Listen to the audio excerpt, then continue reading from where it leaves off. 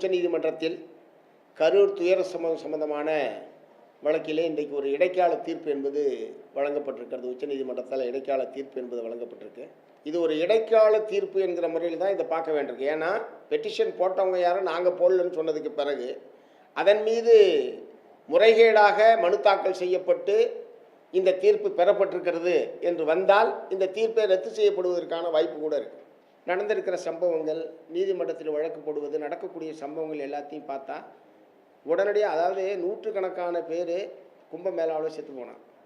அங்கே எதுவும் பாரதிய ஜனதா கட்சி ஒரு குழுவையெல்லாம் விசாரணை குழுவெல்லாம் ஒன்று அனுப்பலை. இங்கே 2வது நாள் ஒரு பெரிய பாராளுமன்ற உறுப்பினர்கள் குழுவை பாரதிய ஜனதா கட்சி அனுப்புது. சிபிஐ விசாரணைக்கு உத்தரவிட வேண்டும் என்று திரு அண்ணாமலை அவர்கள் சொல்கிறார். அதையே அந்த எம்பிக்கள் குழு சொல்லுது.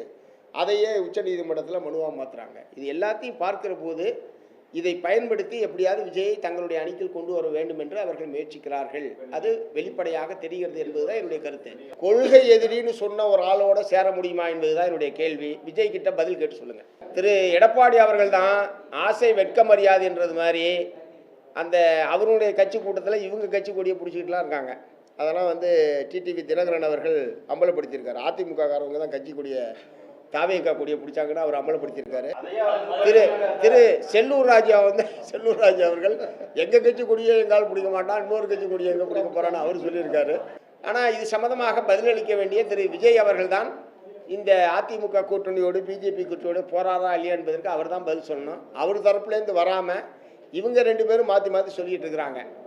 அதனால் ஆசை வெட்க மரியாதைன்ற மாதிரி திரு எடப்பாடி அவர்கள் இந்த மாதிரி தானாக எப்படியாவது அதிகாரத்துக்கு வந்துவிட வேண்டும் என்கிற நோக்கத்தோடு அவர் இந்த பிரச்சாரத்தை பண்ணுற மாதிரி தான் தெரியும்.